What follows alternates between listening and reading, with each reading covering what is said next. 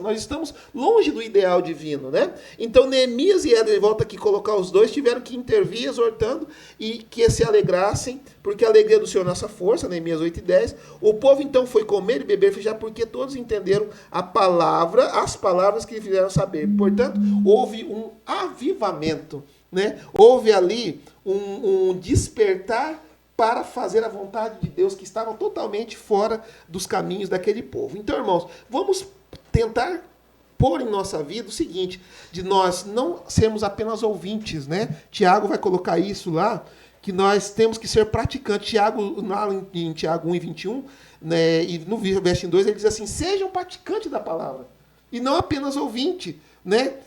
Enganando a nós mesmos. Então, nós temos que praticarmos a palavra, e o povo aqui praticou. O ensino de Esdras trouxe um avivamento naquele momento, e o povo saiu dali alegre, falou, olha, nós agora entendemos o que Deus espera de nós, e vamos fazer isso, né, para o que Deus está nos clamando e nos convocando. Professor Mike, fazer aí um catado geral aqui desse, porque é um tópico que abrange um mesmo assunto, né? Esdras ensina a palavra ao povo. O primeiro parágrafo diz, Esdras sai da Babilônia e vai a Jerusalém. O segundo parágrafo é o encontro de Esdras com Neemias, que daí o professor Luciano já pontuou aqui, essa questão do equívoco que teve aqui, né? Até porque ali, se os irmãos quiserem, Esdras, capítulo 7, do versículo 1 ao 9, fala que Esdras ele foi no 7º ano, né? E aí Neemias capítulo 2, verso 1, fala que Neemias ele foi no 20º ano. Então aí já tem, o professor Luciano pontuou bem aqui. O terceiro parágrafo diz, Esdras ensina a palavra ao povo. E o quarto parágrafo, o ensino foi maravilhoso. Professor Mike. Fazendo uma síntese, né, o professor Luciano fez uma fundamentação histórica e uma aplicação muito boa. E eu quero só pontuar algumas questões a fim de didática. Por exemplo, essa primeira expressão, conforme a ordem do rei Artaxerxes, dizendo a respeito da liderança. Né? Por que Esdras foi um grande líder? Porque ele soube também ser liderado. Né? Ele teve obediência. Trazendo para um aspecto prático dentro da nossa seara religiosa, dentro das nossas igrejas, existe aquela parcela de crentes, né, que fala assim, não, meu negócio é direto com Deus. Eu não tenho compromisso com pastor nenhum, com homem algum, meu negócio é estritamente com Deus. E que, na verdade, irmãos, Deus, quando quer abençoar, ele vai usar pessoas. Deus, quando quer punir, ele vai usar pessoas também. Então, essa ideia também reflete na igreja de Corinto. Uns diziam, eu sou de Paulo, eu sou de Cefas, eu sou de Apolo, e outros diziam que era de Cristo. Esse de Cristo, segundo a interpretação imediata do contexto, era o pior grupo em detrimento dos outros. Por quê? Porque era o grupo que achava-se inchados. Né? Eles não queriam ter liderança, não queriam ter pastor. Eles diziam, não, meu negócio é direto com Deus. E com isso, eles viviam nessa falsa piedade, nessa falsa espiritualidade, tendo em vista que Deus, irmãos, deixou muito bem claro que deixou pastores, né, para a igreja. Se a gente for observar Efésios capítulo 4, versículo 11, tem uma sequência ali de funções, de uma hierarquia que foi posta para a igreja do Senhor. E um segundo ponto, a questão da festa dos tabernáculos, né, que está registrado em Levítico capítulo 23, verso 34 e 35, que eu acho interessante no aspecto cultural da festa dos tabernáculos, que consistia do povo sair de suas casas permanentes e ficar temporariamente em cabanas, em tendas, que era feita com, acho que era dos galhos das árvores, né?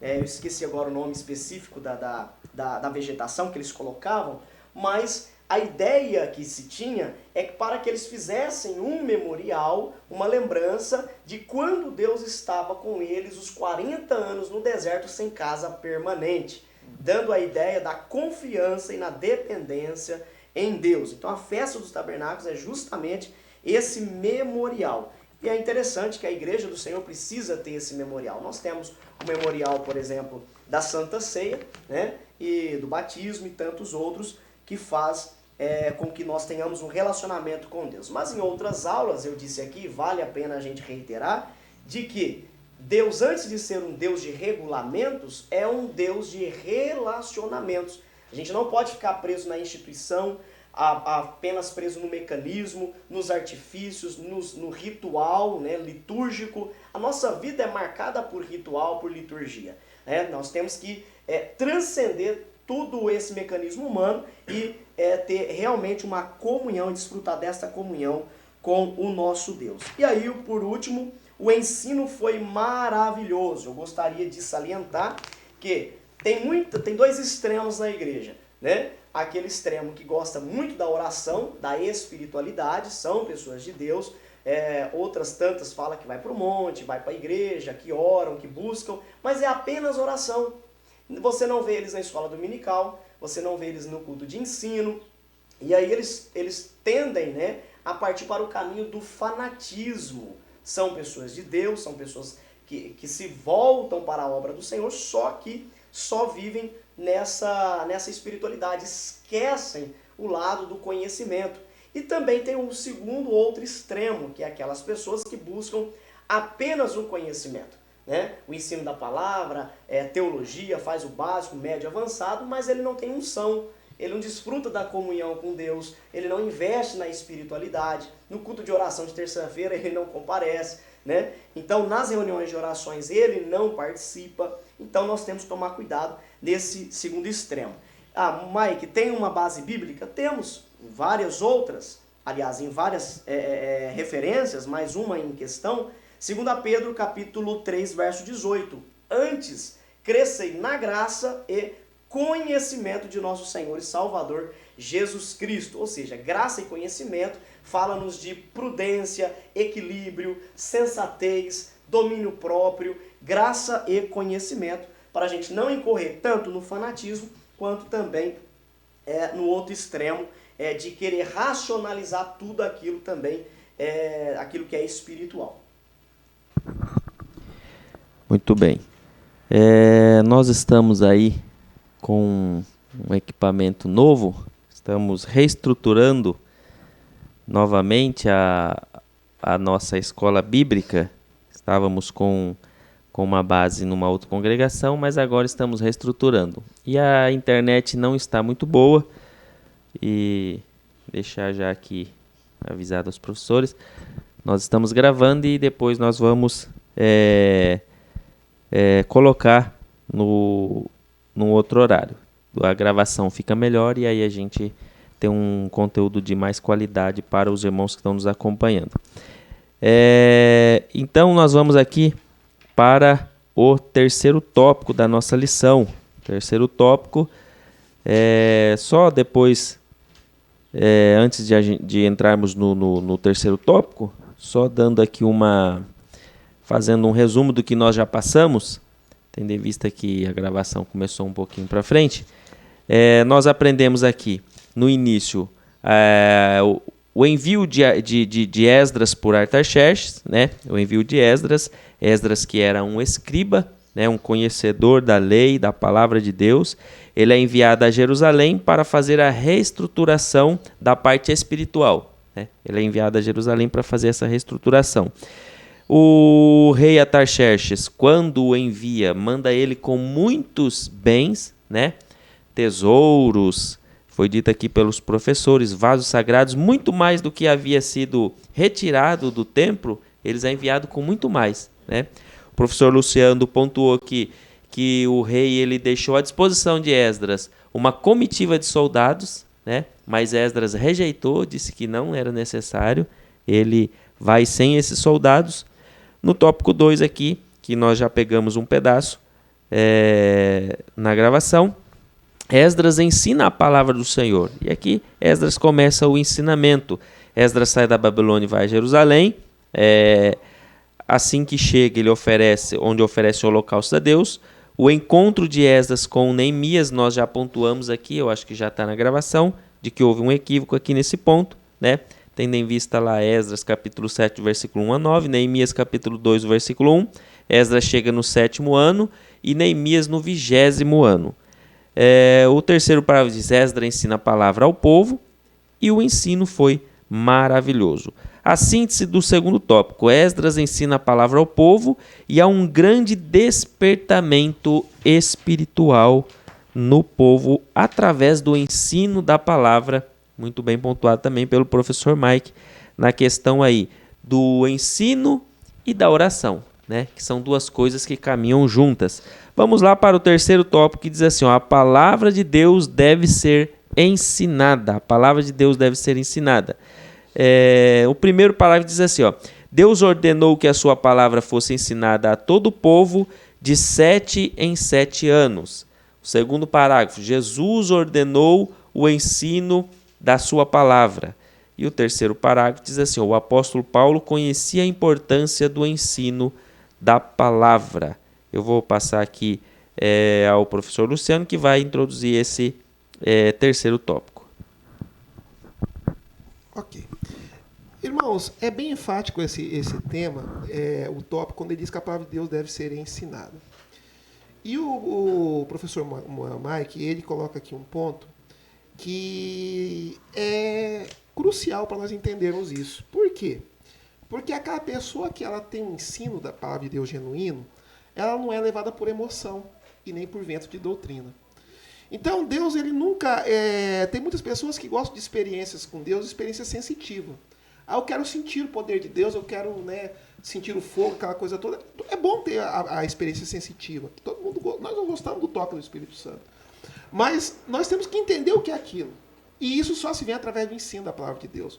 Então, Jesus, ele tinha as suas formas de ensinar, né? Ele usava uma didática das parábolas, que era uma forma popular de você trazer uma história e aplicar. E o povo, que era um povo simples, nós estamos falando, irmãos, de uma época onde o ensino era restrito à nobreza, à realeza.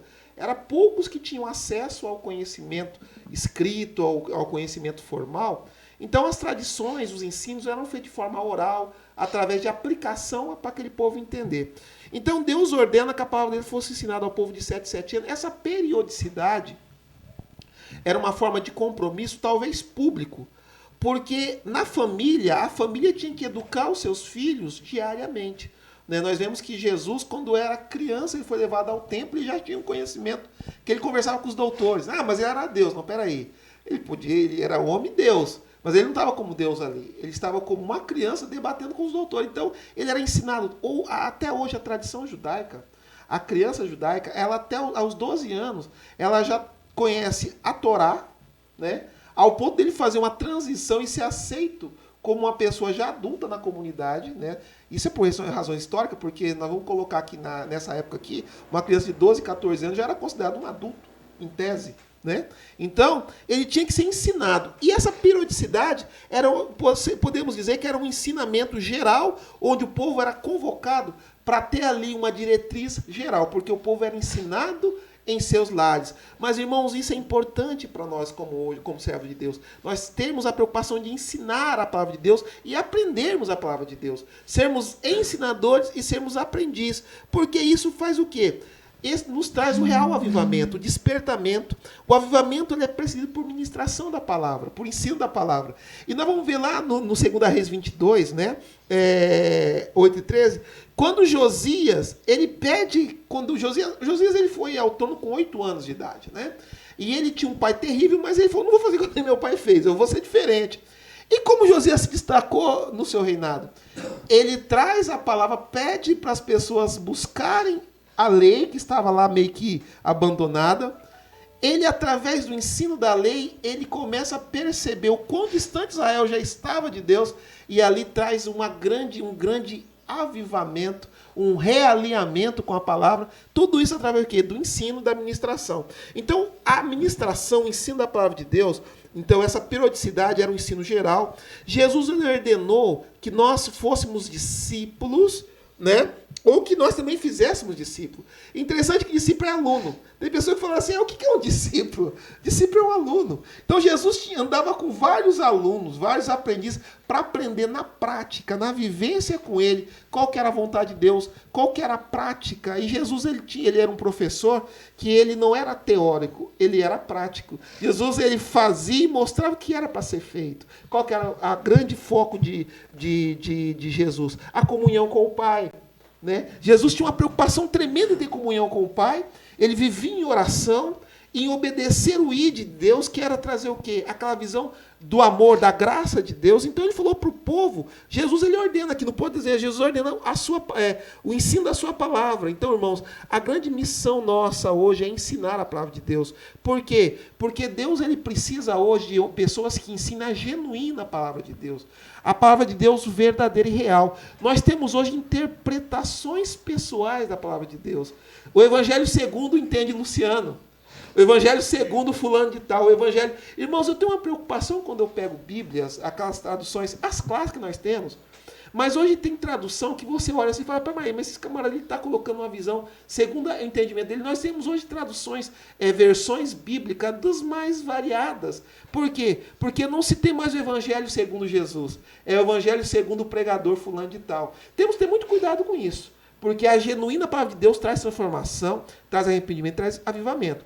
Agora, o ensino deturpado da palavra de Deus traz morte, traz guerra, traz divisão e traz pobreza espiritual. O apóstolo Paulo, aqui está dizendo no ponto 3, que ele conhecia a importância do ensino da palavra de Deus. Ele diz lá, né? Conjuro, pois, ti, diante de Deus, do Senhor Jesus Cristo, que pregues a palavra, que ensines a palavra. O que de mim, entre muitas testemunhas ouviste, confia-o a homens fiéis, que sejam idôneos, para também ensinarem aos outros. Se ensinar, a dedicação ao ensino. Irmãos, olha que interessante. O primeiro ponto que nós temos que observar, que Jesus exige dos ensinadores da palavra, é fidelidade. Jesus ele quer ensinador, pessoas que se propõem a ensinar a palavra de Deus, ele tem que ser fiel a Deus. Não adianta eu subir em um púlpito para ensinar os irmãos, sendo que a prática minha, a praxis minha, não é nada daquilo que a palavra de Deus tem. As dissonâncias entre o que se ensina e o que se vive. E essa hipocrisia hoje tem arrebentado com o povo evangélico. Nós temos aí grandes escândalos, né? Nós estamos vivendo um escândalo recente, de pessoas que nós não esperávamos aquilo. Por quê? Porque nós partimos do pressuposto que quem fala de Deus, quem prega a palavra de Deus, ele vive. Ele tem compromisso com Deus. Ele tem uma vivência com Deus. E se tem vivência com Deus, ele não faz aquilo que Deus não aprova. Então, o ensino da palavra de Deus ele é precedido de uma vida. Paulo, antes de ensinar, ele foi ter experiência espiritual com o Senhor por mais de 14 anos. Paulo não foi assim, aquela visão que ele teve no caminho de Damasco, já saiu de lá, já sou o apóstolo dos gentios, de jeito nenhum. Paulo ele já tinha o conhecimento teórico, porque ele conhecia a lei, ele vivia com os grandes ensinadores da época, vivia ao templo, ele foi aluno dos grandes rabinos da época. Mas Paulo foi buscar uma experiência espiritual com o Senhor, porque é isso que vai determinar, irmãos. E o pastor Mike aqui falou uma coisa muito importante que eu acho interessante frisar. Nós não somos... Aí vem uma briga, né, que fala que os pentecostais são anti-intelectuais, porque eles prezam muito pela espiritualidade, não pelo conhecimento da letra. Irmãos, de jeito nenhum. Nós temos que ter os dois e os dois caminharem, mas a partir do momento que um sobrepõe, os extremos são complicados. Porque se a pessoa coloca só o conhecimento à frente do espiritual, ele se torna o quê? Um teórico, ele se torna uma pessoa fria, ele se torna uma pessoa que conhece tudo a palavra de Deus, mas não vive. Aí você fala para ele assim, olha, o que Deus fala sobre aborto? Irmãos, eu deixo para a pessoa. Ele não tem posição. Ele não tem um posicionamento, ele fala assim, não. Aí ele começa a fazer link com a vida social. Ele não insiste em defender a palavra de Deus. Ele não, irmão, a sociedade pode falar isso. Eu não estou preocupado com o que a sociedade fala. Estou preocupado com o que Deus quer para a sociedade. O que Deus manda é isso. Então esse é o ponto. Então, irmãos, nós temos que ter preocupação. É muito rica essa lição. E nós que gostamos de falar bastante, que temos assim gosto pelo ensino, nós podemos trazer vários ensinamentos aqui, mas eu quero voltar à origem do meu tema aqui. Ensinar a palavra de Deus tem que ser dedicação, fidelidade e idoneidade. Olha o que Paulo fala. Com Deus confia a sua palavra a homens fiéis e homens idôneos. Quando fala idôneo aqui, é pessoa que goza de reputação e respeito. A idoneidade, e também a pessoa idônea, ela tem compromisso com aquilo que ela fala. Eu jamais vou ensinar algo para a igreja, eu jamais vou ensinar algo para o irmão que eu sei que não tem nada a ver com Deus falando, que é um interesse particular meu, que é ideologia minha. Nós vivemos hoje um problema no mundo que nós queremos trazer para a igreja as nossas ideologias e não a vontade de Deus. Nós queremos usar os púlpitos para ser um lavatório das almas. A gente tem pessoa que é tão covarde, irmão. Ele é tão covarde, e a Bíblia diz que o covarde não é do rei de Deus, que ele usa da sua posição para atacar.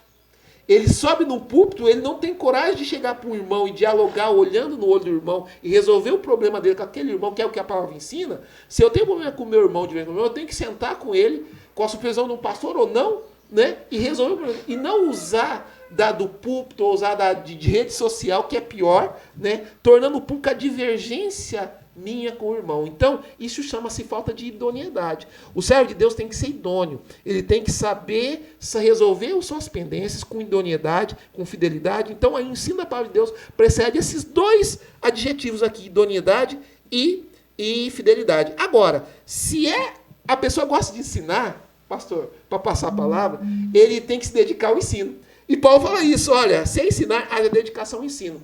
E isso é uma coisa muito pulsante, porque tem pessoa que ele vai preparar para ensinar para Deus, sabe onde que ele vai? E não tenho nada contra, porque eu também leio muitas coisas, ele vai nos livros de autoajuda, pegar uma forma de efeito para trazer emocionalismo para a igreja. Aí a pessoa chora, acha bonito aquilo, mas quando sai da igreja, ele não sabe nem aplicar aquilo no dia a dia, porque não foi a palavra de Deus. Então a dedicação ao ensino quer o quê? Oração e imersão na palavra de Deus. Nós temos que imergir, irmãos. Temos que imergir. Eu tinha uma cobrança que eu gatinhava a igreja, todos nós aqui somos de lar cristão. Só que eu tinha uma vergonha, que eu li muitos livros na minha vida, mas nunca tinha lido a Bíblia de ponta a ponta. Eu falei assim, não, é uma vergonha. Eu já li vários livros da minha vida e nunca li a Bíblia de ponta. Eu vou fazer isso. Irmão, foi uma batalha de 2 anos e meio, 3 anos, e eu consegui. Aí depois, a partir da primeira vez, aí você deslancha. Mas eu achava que era um absurdo. Eu, como servo de Deus, não ter a preocupação de ler a palavra de Deus inteira e ler vários livros. Então, dedicação ao ensino é isso. Imersão na palavra de Deus e oração. Vida com Deus é isso que tem o grande ensinador. Os ensinadores da palavra de Deus têm que ter essa preocupação. Dele ser fiel, dele ser idôneo e dele se dedicar ao ensino. Não adianta a pessoa que vai ensinar, pastor, chegar 2 minutos antes do culto e ler uma palavra e pensar que eu vou falar. Não, porque tem que ser direcionamento do Espírito Santo, tem que ter orado antes. Deus, o que tu queres para a igreja hoje? Eu sempre tenho uma preocupação, toda vez que eu vou para um culto, eu falo assim, eu chego lá e vou falar, irmãos, eu não vim preparado. Que horror, que coisa triste. Um servo de Deus tem que estar sempre preparado para testemunhar de Deus. E como que é isso? Tendo dedicado a ensino da palavra de Deus. Professor Mike, aqui ainda no tópico 3, pode aí fazer as suas considerações.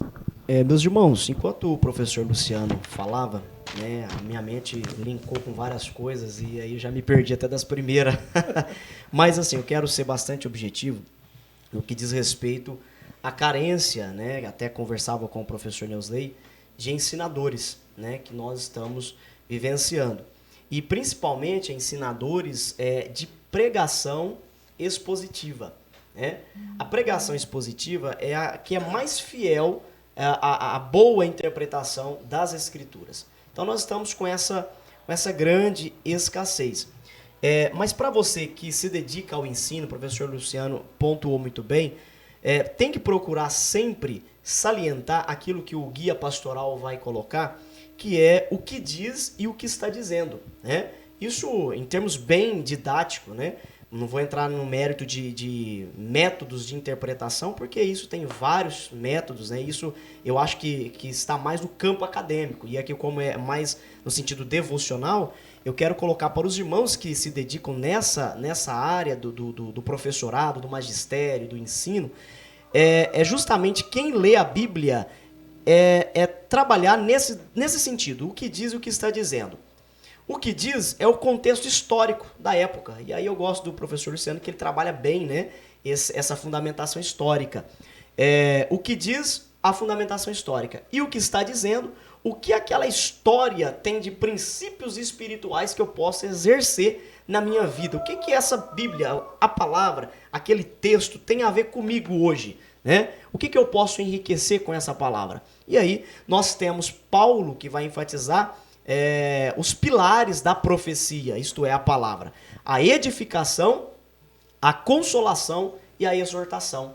E a exortação, muitas pessoas confundem como punição, né? Aquilo que o Luciano falou de querer vir quebrar e arrebentar com a igreja. E na verdade isso não é exortação. Isso é colocar de sabores pessoais e não tem nada a ver com a palavra de Deus. Exortação no grego significa encorajamento. Eu já vi muitas pessoas falar, meu ministério é só para exortar. Então você tem que ajudar a levantar outras pessoas. Isso é o encorajamento, é a motivação, né? Não é só tirar a casquinha ferida, é passar o bálsamo de Gileade para tratar dessas feridas. E eu gosto muito da didática do pastor Irineu, né? Ele tira a casca, mas depois ele passa o bálsamo, né? Então é uma didática bem presente dos pastores antigos, né? Que aí eu coloco até o meu tio, saudoso pastor Mário, que trabalhava justamente nesse viés, nesse sentido.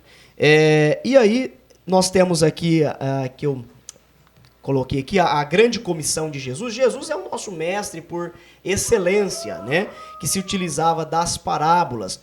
E a gente tem que pontuar também a questão do ministério de ensino, que está em Efésios, capítulo 4, versículo 11, e alguém pergunta, mas eu não tenho ministério de ensino, mas você se enquadra na grande comissão, né? Portanto, fazei discípulos, né?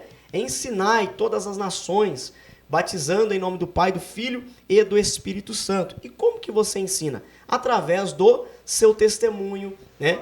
É o que Esdras, capítulo 7, versículo 10, nos assevera. Porque Esdras tinha preparado seu coração para buscar. Ele só vai ensinar porque um dia ele buscou, né? O dia que eu parar de buscar, eu posso me assentar e parar de ensinar. Então a gente, irmãos, é sempre um constante aprendiz. Buscar a lei do Senhor para cumprir. Ou seja, primeiro eu preciso dar o exemplo, na prática, a minha vivência, meu relacionamento, meu testemunho, minha santidade, né? Para depois ensinar em Israel os seus estatutos e os seus direitos. Então, o escriba Esdras, ele tinha todas as capacitações, todas as habilidades possíveis para ser o homem da vez. Então Deus usa a pessoa certa nos momentos específicos, nos momentos certos. Glória a Jesus. Vamos lá, a síntese desse tópico diz assim, a palavra de Deus deve ser ensinada porque é ordenança de Deus, ratificada por Jesus e confirmada pelos apóstolos. O último tópico dessa lição diz assim, resultados do ensino da palavra de Deus. Os professores já até fizeram uma pincelada aí da questão desse tópico, mas nós vamos fazer aí um resumo para finalizarmos a nossa aula. Temos ainda uns 10 minutinhos, então cada professor vai aí vai pontuar quais os resultados do ensino da palavra de Deus. Esse tópico eu vou pedir que o professor Mike faça aí a introdução desse tópico. O primeiro parágrafo diz assim, o ensino da palavra gera temor a Deus. O segundo tópico diz, o ensino da palavra implanta normas espirituais nos crentes. E o terceiro parágrafo diz assim, o ensino da palavra dá conhecimento. Professor Mike. Bom, nesse primeiro ponto, a gente precisa entender o que é o temor a Deus. Vamos abrir, irmãos, Provérbios, capítulo 3, verso de número 7. Provérbios, capítulo 3, verso de número 7. O texto que diz assim, não seja sábio a teus próprios olhos, teme ao Senhor e aparta-te do mal. Então, o temor ao Senhor é ter medo de Deus, né? Conforme os contos narrativos da nossa infância, né? Que a gente tinha medo de Deus. Não. Temer a Deus é aborrecer o mal. É abominar aquilo que Deus abomina e amar aquilo que Deus ama. Né? É aborrecer o mal, é apartar-se do mal. Isso é temor a Deus. Eu até falo muito nas minhas pregações que vale a pena instruir o menino o caminho em que ele deve andar, segundo o ensino de Salomão, porque mesmo que ele se afaste, sempre vai gerar o temor do Senhor. ele está na roda dos escarnecedores, tomando a cerveja, mexendo com droga, na criminalidade, ele sempre vai lembrar do ensino do pai, da mãe, mesmo que no subconsciente, professor Luciano. Ele vai ter aquela certa temeridade. Nossa, será que o que eu estou fazendo é o correto? Né? Tanto pela questão da tradição, do ensino que foi passado, quanto também espiritualmente, porque ele vai ter isso como a falta de comunhão que ele outrora tinha com Deus, né? Como resultado do ensino da lei nos dias de Esdras, o povo confessou os seus pecados. Eu acho interessante que o avivamento ele só começa quando se tem a primazia da palavra, né? E tem muitas pessoas que gostam de entretenimentos, né? Então, o entretenimento, eu até gosto de um pastor que fala isso, o entretenimento é uma imitação diabólica do verdadeiro avivamento, né? E detalhe, o pastor ou líder que alimenta a igreja somente com entretenimento, ele só vai ter que dar suporte de entretenimento. É só movimento. Eu conheço um determinado pastor, eu não vou falar por questão de ética, que ele é o cara que comprou a igreja, no sentido que ele tem muito dinheiro. Tem muito dinheiro, é bem sucedido. Só que, quem consagrou ele? De onde que ele veio? Né? Ele falou, não, eu quero ter uma igreja para mim. E realmente, ele traz pessoas famosas para trazer entretenimento. Eu fui numa vez num evento dele, lotou de gente, mas inchou a igreja. Aí eu fui num culto de semana, tinha 8 pessoas, né? Ou seja, o que vale mais, né? É aquilo que eu disse na aula passada, é fazer sinal ou dizer a verdade. E dizer a verdade significa fazer discípulo. Irmãos, ganhar almas para Jesus não é pela pregação, é engano seu. A pregação, a pessoa vai lá na frente, confessa os pecados, mas aquela alma precisa ser consolidada. Ou seja, a alma se ganha por geração. Filhos espirituais você gera. E essa geração, no aspecto prático, é o discipulado. Né? É você estar na constância. Aí o mérito já não é do pregador, é do pastor. Ou aquele que evangeliza, aquele que vai estar dando assistência, vai estar coadjunto, né, àquela pessoa, até ela se firmar com os seus próprios passos, os próprios caminhos. O ensino da palavra implanta normas espirituais nos crentes, né? Essa era uma tratativa de Deus usando vários profetas, como, por exemplo, Ezequiel, de que Deus iria arrancar o coração de pedra, podemos interpretar até como a lei, né, e colocar um coração de carne que é mais sensitivo, é mais aberto, e que o evangelho seria implantado na pessoa, né? A gente precisa entender que a lei serviu de aio, como pedagogo, como uma condução para chegar à graça, o evangelho encarnado na pessoa de Jesus Cristo, para que através da lei a gente possa subtrair a lei? Não, mas que possamos interpretar a priori o princípio que regia a lei, o espírito que regia a lei. Na graça, irmãos, a responsabilidade é bem maior do que na lei. Porque na lei, o juízo era do instinto, de quem via alguém caindo em adultério, né, pecando com ato de imoral sexual como o adultério, a pessoa tinha como juízo e a sentença era dada para a pessoa, né? Segundo a lei de Moisés, apedrejar até a morte. Quando não, até a família, né? Para extirpar o pecado do povo. No Novo Testamento, a Bíblia diz que se com teu coração você desejar uma pessoa, né, seja homem ou mulher, no seu coração você já caiu em adultério com ela. Ou seja, o aspecto saiu do aspecto objetivo, estereotipado, para o aspecto subjetivo, pessoal. E aí a gente pega a glutonaria, que eu gosto muito de comentar. A glutonaria é a mesma esfera, né, do adultério. Por quê? Porque a glutonaria não é você comer o segundo prato físico material, mas, sobretudo, é você estar comendo arroz e feijão e já pensando e desejando na sobremesa. Ou a comida ou o cheiro do vizinho. Então, nós pecamos em todos os nossos instintos. E, por isso, aí eu fecho essa ideia, a gente precisa renunciar ao nosso desejo, ao nosso eu. É uma proposta de Jesus Cristo. Quem quiser vir após mim, negue a si mesmo. O si mesmo é o eu projetado. É o egocentrismo. Negue a si mesmo, toma a sua cruz e depois me acompanha. Então essas são as normas espirituais pautadas no Evangelho. E por fim, né, o ensino da palavra dá conhecimento. Eu vou deixar para o meu amigo professor Luciano. Muito importante isso que o nosso professor ensina. Irmãos, diante de tudo que nós vimos nessa manhã, nos resta aqui fazer um pequeno comentário de fechamento, é que a palavra de Deus, ela constrói uma identidade espiritual e moral no crente, né? Então, o ensino, ele dá conhecimento, né? O conhecimento é a construção da identidade espiritual e moral do crente. Porque muitas pessoas, ele não vai andar segundo o que ele pensa que é, mas o que Deus está querendo que ele seja. Porque muitas vezes hoje nós queremos o evangelho segundo a nossa conveniência. Nós queremos servir a Deus segundo aquilo que eu entendo que é conveniente para mim, mas aquilo que é conveniente para a gente não necessitaria necessariamente da profecia, né? Se Deus quisesse uma religião onde o autoconhecimento atingisse o céu, não teria tido Jesus Cristo como grande salvador da humanidade. E ele não daria a palavra dele. Então a palavra de Deus, ela é justamente para criar a identidade, né? Para dar o conhecimento e a moral cristão. E a palavra de Deus é o elemento que gera um avivamento pessoal, né? Tem muitas pessoas que estão querendo um avivamento coletivo e geral, mas esse avivamento já vem desde o Pentecoste.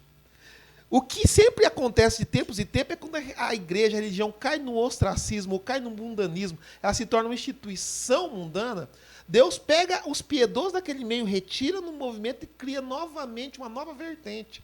O que não tem nada a ver com um avivamento geral, né? Toda vez que a igreja caiu para o caminho de se tornar uma instituição, algo de Estado, de riqueza, com um clero maravilhoso, rico, com uma casta de pastores, né, bem-sucedido, Jesus falou assim, não é isso que eu quero. Então, a palavra de Deus, ela nos traz um avivamento,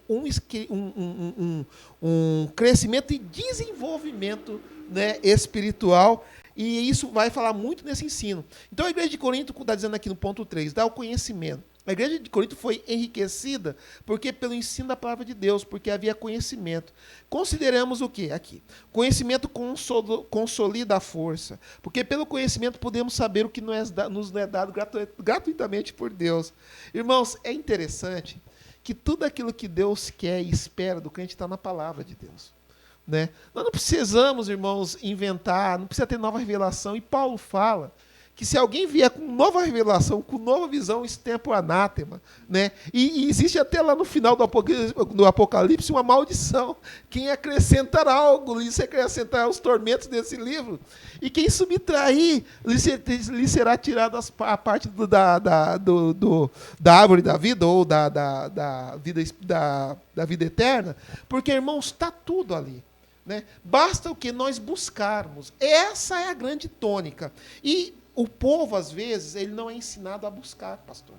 O povo, ele é ensinado ao quê? A só ser um bom contribuinte, que é importante, a ser um bom frequentador da igreja, que é importante, mas a gente tem que pensar o seguinte, que a nossa vivência diária com Deus, o aprendizado, a nossa reflexão como servo de Deus, ela vem do quê? Através da meditação na palavra de Deus. Isso aí não é só no culto, é no nosso dia a dia, é na leitura diária da palavra de Deus, que às vezes nós falhamos, né? Nós queremos ler jornal todo dia, mas não queremos a palavra de Deus. Então, o conhecimento consolida a força, porque pelo conhecimento podemos saber o que nos é dado por Deus, pelo conhecimento da verdade alcançamos a plena libertação, pelo conhecimento podemos saber que Deus quer que todos os homens venham ao conhecimento da verdade.